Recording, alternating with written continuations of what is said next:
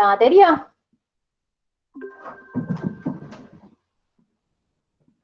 ¿Sí? Bien.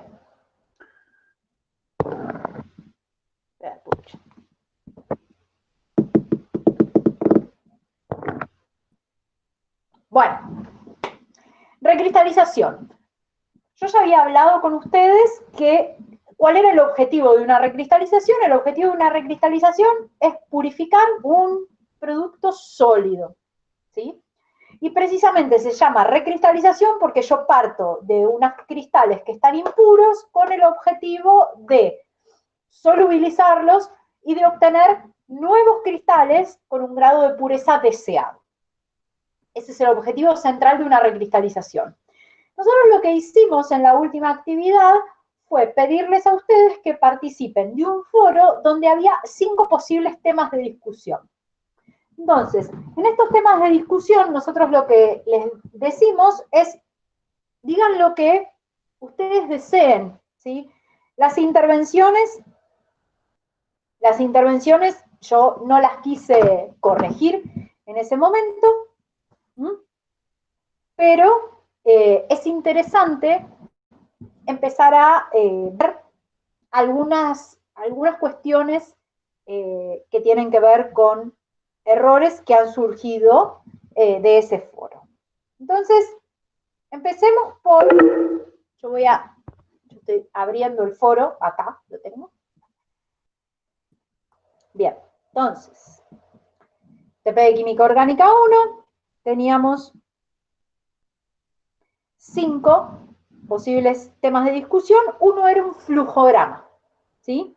Yo sobre un flujograma publiqué una respuesta y les dije, ojo, un flujograma no está, o sea, yo en cada cajita de un flujograma tengo que poner el nombre de la operación. Por ejemplo, filtrar. No tengo que poner filtrar en caliente con papel de filtro plegado, bla, bla, bla. Solamente es filtrar, ¿sí? O a lo sumo filtrar en caliente. ¿Quedó claro? ¿Hay dudas respecto de cómo se hace un diagrama de flujo?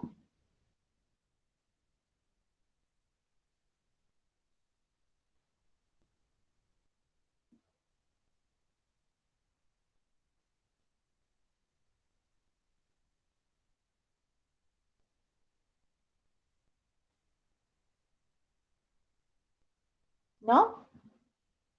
Bien. Vamos entonces ahora a dos temas donde estábamos hablando de preguntas sobre recristalización.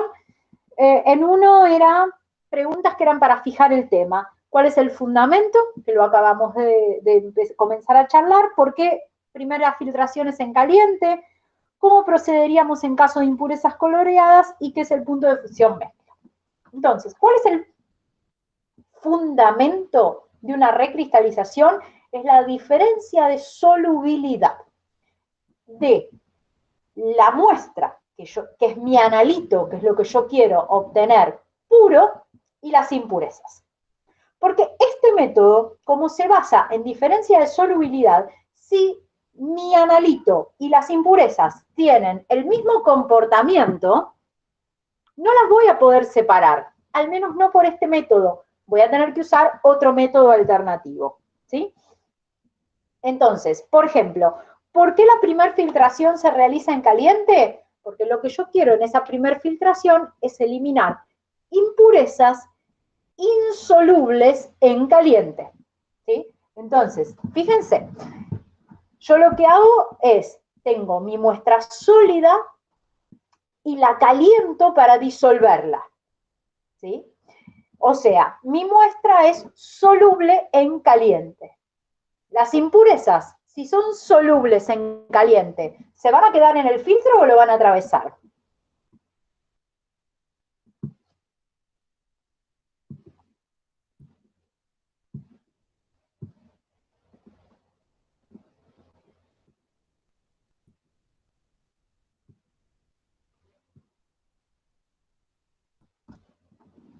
Hola, ¿están ahí o los perdí? Claro, las impurezas Las impurezas, si son solubles en caliente, lo que les va a pasar es que van a estar disueltas en el líquido cuando esté caliente. Entonces van a atravesar el papel de filtro, ¿sí? Y lo que yo quiero es que queden retenidas. Entonces, si mi muestra es soluble, las impurezas tienen que ser insolubles, ¿sí? Fíjense, diferencia de solubilidades. Bien. Después la segunda parte, lo que hablaba es que si yo tengo impurezas coloreadas, ¿cómo las trabajo? Sí. A ver, si yo tengo el fundamento de la recristalización es diferencia en la solubilidad. Significa que mi analito y mis impurezas se comporten de manera diferente. Si el analito y las impurezas se disuelven ambas en caliente, ¿sí? Significa que en caliente van a estar las dos formando parte de la solución. Entonces, van a atravesar el papel de filtro. En cambio, si el analito está completamente solubilizado y las impurezas no, cuando yo filtre esa solución en caliente, las impurezas me van a quedar retenidas en el papel de filtro, ¿sí? Siempre acuérdense de que esto es fundamental en recristalización. El comportamiento de el analito, o sea, de mi muestra, y de las impurezas, tiene que ser diferente, ¿sí? ¿Quedó un poquito más claro eso, Pabli?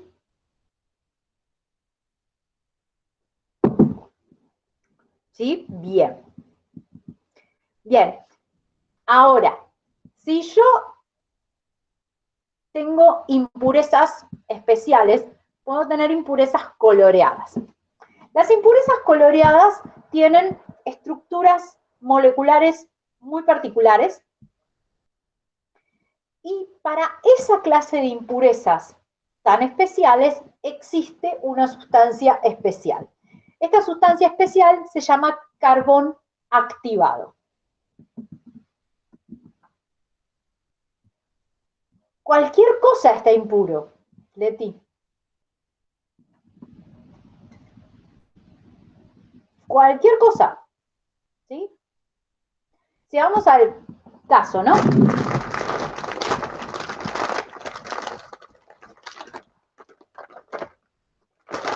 Yo tengo copos de maíz azucarados.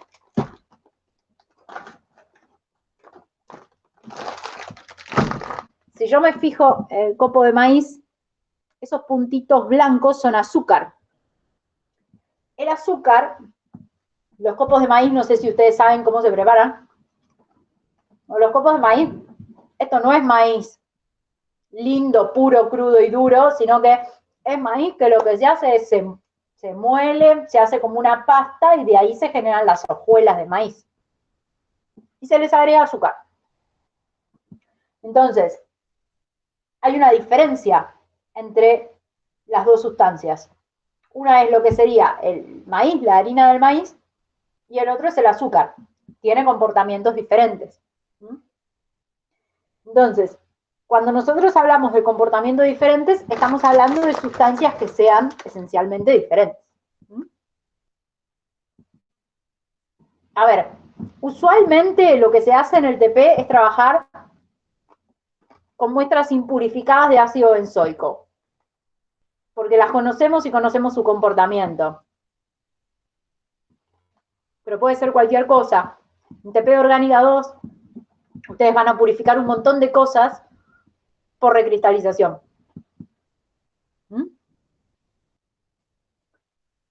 El agua podría ser una impureza. De hecho, el agua es una impureza en contexto de solventes orgánicos. Entonces, volviendo a lo que son las impurezas coloreadas, para eliminar las impurezas coloreadas, yo uso algo que se denomina carbón activado. El carbón activado tiene la capacidad de adsorber.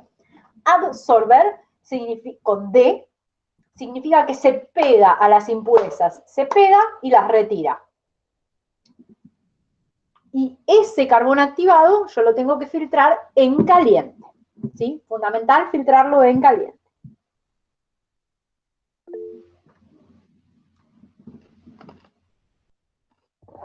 Ah, ya nunca hablé tanto de recristalización en mi vida. Y eso que yo suelo estar bastante tiempo con este tema.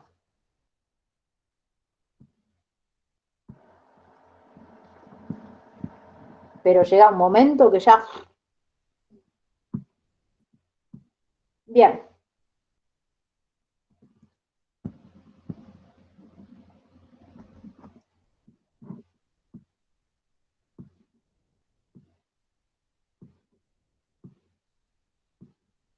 Estoy en el foro, ¿eh?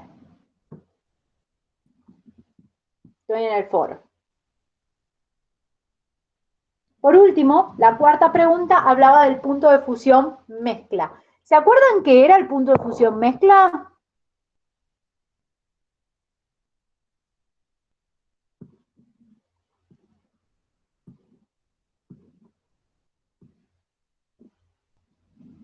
Casi nada. Bueno, nosotros tenemos, cuando hacemos recristalización, hacemos determinación de 4 puntos de fusión diferentes.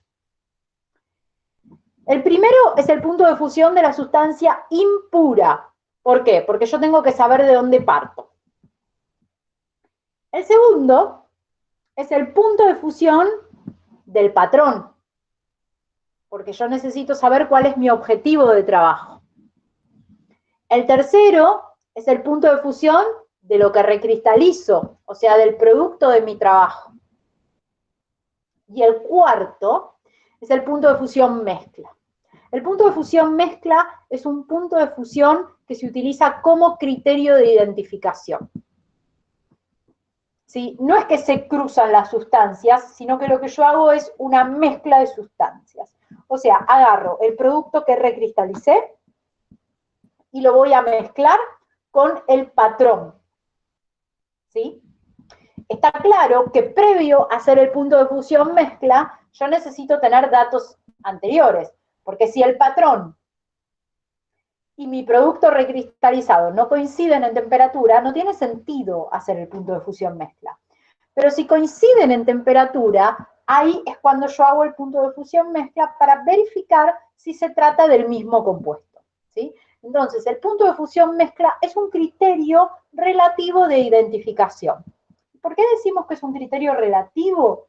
Porque en realidad la única forma que yo tengo de determinar exactamente que esa sustancia es eso, es utilizando una serie de métodos súper sofisticados,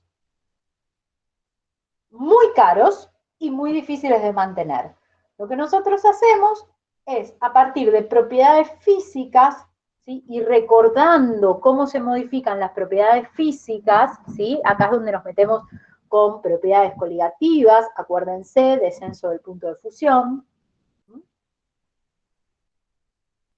Con esto lo que hacemos es evaluar cómo se modifican los puntos de fusión. Si las sustancias no son iguales, el rango de fusión aumenta muchísimo.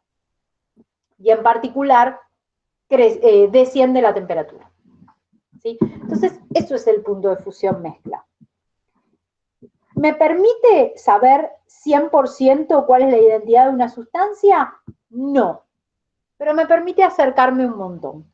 O me permite al menos tener idea. Entonces,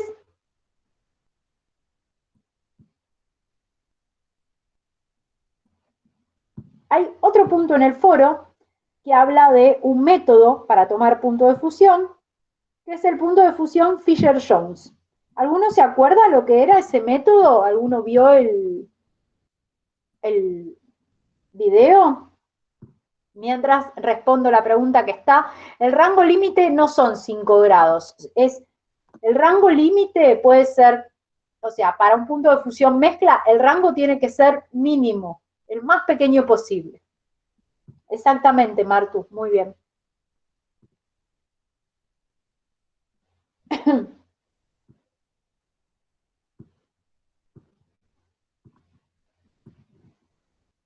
¿Alguno vio el video? ¿Viste el video? Pero, bueno, pero ¿te acordás más o menos cómo era el aparato? ¿Qué era lo que medía?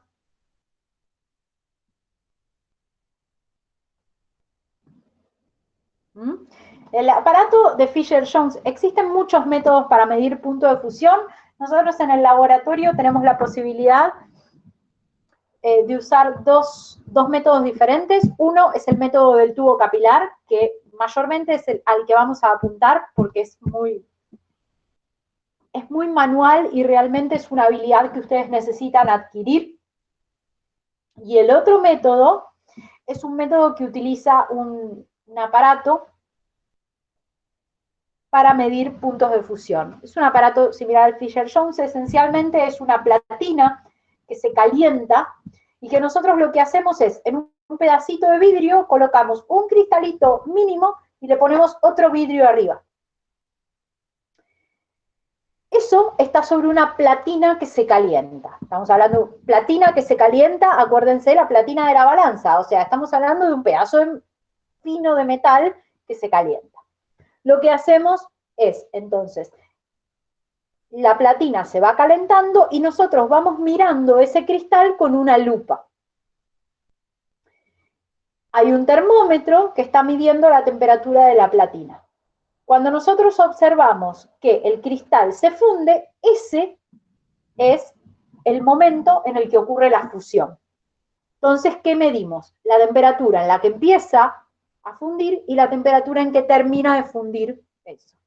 Es lo mismo que hacemos en el método del tubo capilar. La diferencia es que en el método del tubo capilar no requerimos un aparato tan gigante, sencillamente con algo que se llama tubo de Till, que es un tubo especial de vidrio, y un capilar chiquitito, ya con eso ya podemos hacer la medición.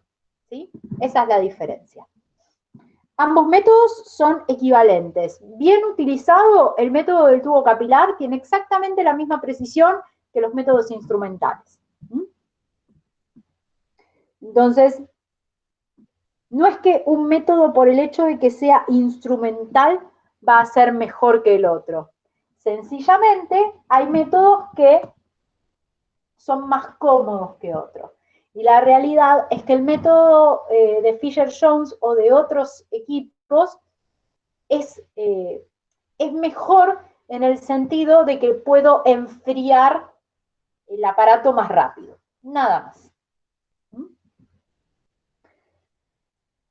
Y continuando con lo que es fusión, puntos de fusión, hay un enunciado que habla de que en lugar de estar midiendo puntos de fusión, nosotros medimos rangos.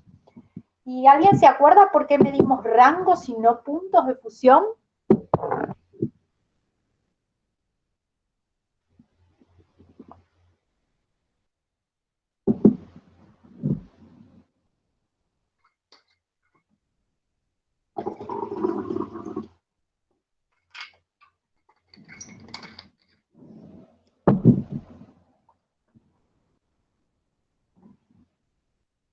Porque el punto podía no ser exacto, porque también, porque hay un posible error. Sí, porque acuérdense siempre, grábense dos cosas. Una, todo método tiene asociado un error experimental que no lo podemos evitar, ¿sí? Que es el error intrínseco de la medición. Lo podemos reducir, pero no lo podemos evitar. Y dos, porque nada es 100% puro. Entonces, de la mano de que nada es 100% puro y que ninguna medición es perfecta, nosotros nunca vamos a poder medir un valor exacto. ¿Sí? Lo cual no significa que en algún momento uno pueda decir, me dio 120 clavado. Sí, puede ser, pero es más de raro. Normalmente siempre hay un mínimo de error y ese mínimo de error va a estar dado por la división más chiquita del termómetro que fue una de las intervenciones que yo tuve en el foro, ¿sí? Porque todo el mundo me decía, no, está impuro porque Galagovsky dice 0,5 grados. Pero si mi termómetro no mide a 0,5 grados, yo no le puedo pedir eso a mi método. Porque el menor error del método me lo va a dar el instrumento que utilizo. ¿Sí? Yo no le puedo pedir a mi método de medición mayor precisión que su propio error. ¿Sí? Y acuérdense de física aplicada en esto. ¿Sí? Hay un error asociado al método. Eso, menos que eso no puedo medir. Entonces, ese enunciado que venía con cierta trampa respecto de cifras significativas, tómenlo en cuenta porque en realidad esto mismo es válido para todas las materias donde estén haciendo mediciones. El error asociado siempre depende de mínima del instrumento que yo estoy usando. Si uso mal el instrumento, el error va a ser más grande. Pero incluso los instrumentos bien usados tienen un error. Entonces, entre que los instrumentos bien usados tienen un error y además que nada es 100% puro, está claro que si yo tengo un rango que dice 120 a 121, no tengo ninguna coma en el medio, significa que el error de mi termómetro es más o menos 1 grado. Entonces, a los efectos de lo que ese termómetro puede medir, ese producto va a estar puro. Ahora bien, ¿podemos describir a nivel cinético molecular qué está ocurriendo? Acuérdense que cuando nosotros estamos hablando de nivel cinético molecular, estamos hablando de lo que ocurre con los movimientos moleculares. Los movimientos de las moléculas o los iones o partículas, hablando en general, que están involucrados ahí. ¿Sí?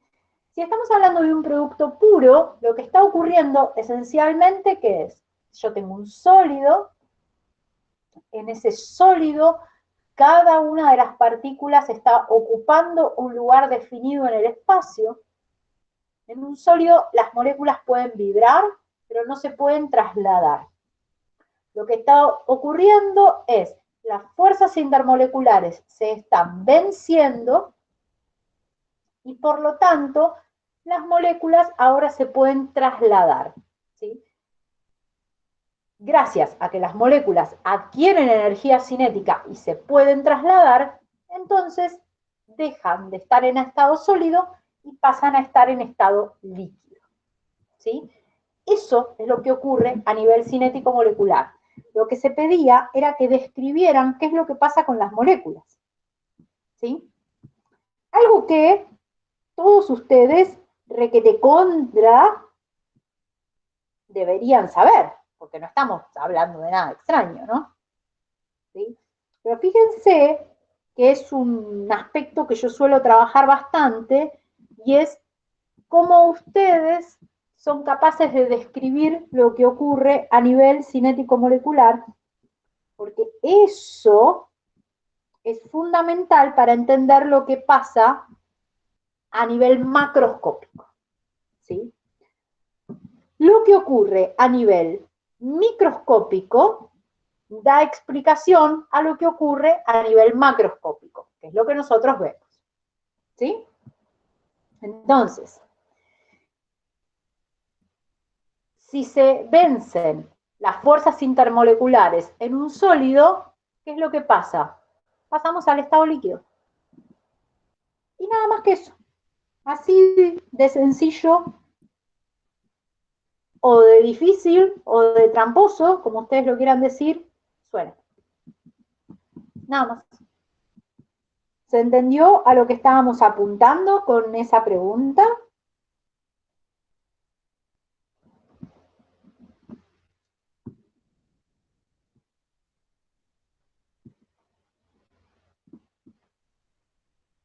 ¿Sí?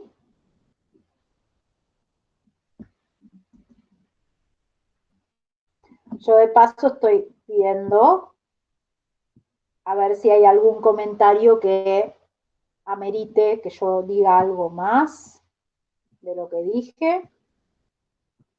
Creo que no. Bien. ¿Consultas hasta aquí?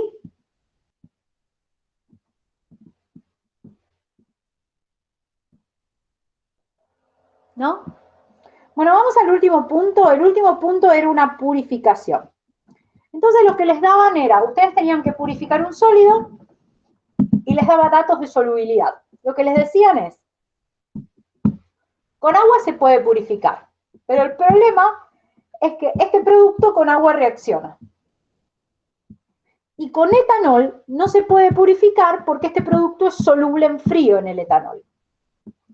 Entonces, ¿qué era lo que tenían que aplicar ahí? La técnica por par de solventes. O sea, solubilizaban todo en etanol e iban agregando agua en cantidad mínima hasta que eso precipite. ¿Iban a tener una pérdida asociada por reacción con agua? Sí, una parte la iban a perder por reacción con agua.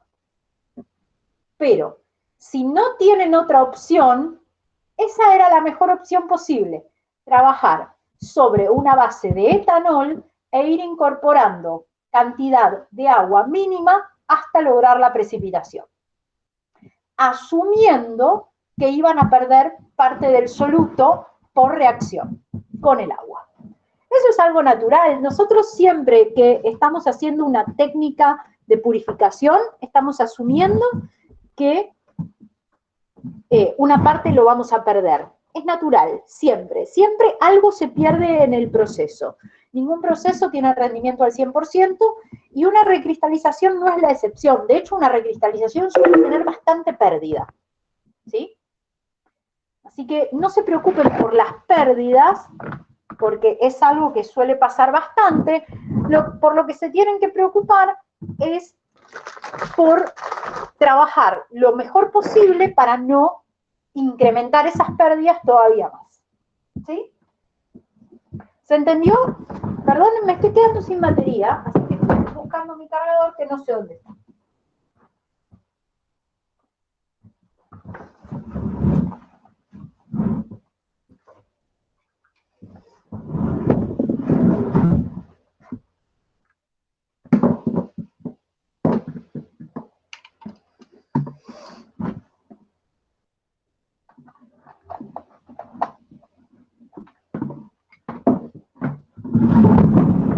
Bien, acá estoy. ¿Se entendió? Muy bien. Bueno, preguntas al respecto de este o de otros temas.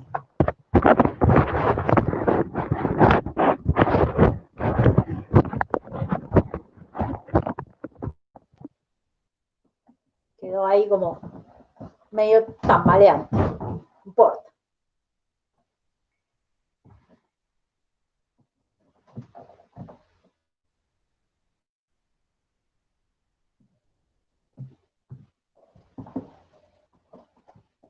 ¿Hay preguntas o no hay preguntas?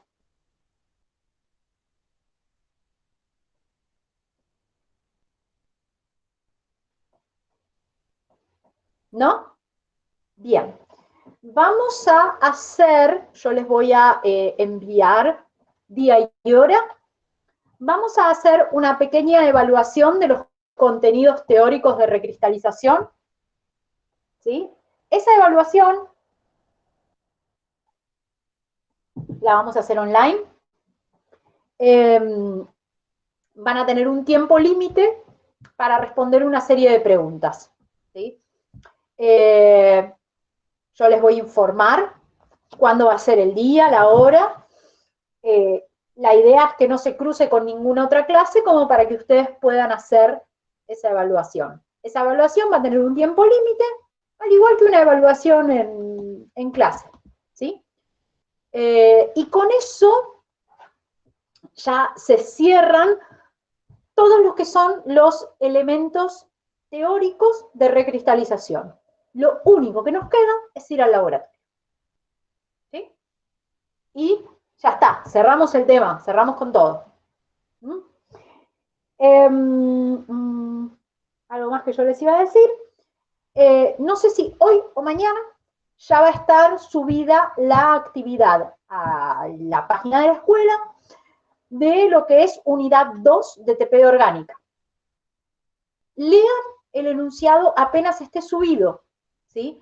Porque la primera actividad tiene un tiempo de resolución corto. Van a ver que es una actividad muy corta, no me acuerdo si son 2 carillas o 1 carilla, es algo muy corto. O sea, el enunciado es algo muy corto, sí, algo por el estilo, Tania. Es algo muy corto el enunciado de la actividad, la primera actividad de cromatografía, que es el siguiente tema, cromatografía en capa delgada. Es la primera aproximación a este tema y como recomendación fuerte, repasen fuerzas intermoleculares. Así como el fundamento de recristalización es la solubilidad diferenciada entre el analito y las impurezas, cromatografía también se basa en fuerzas intermoleculares. Entonces, repasen fuerzas intermoleculares. ¿Sí? Bien, niños, nada más por hoy. Tuvimos bastante tiempo. Espero que les haya quedado más claro el tema, que hayamos podido resolver todas las dudas. Igualmente, permanecemos en contacto y cualquier inconveniente que tengan, ya saben, me escriben, si tienen dudas, me escriben, y lo vamos solucionando, ¿sí? Apenas tenga armado, porque todavía no pude armar el cuestionario, apenas esté armado el cuestionario de evaluación, se los voy a estar mandando, con fecha y horario. ¿Está bien? ¿Sí? Bien. Entonces,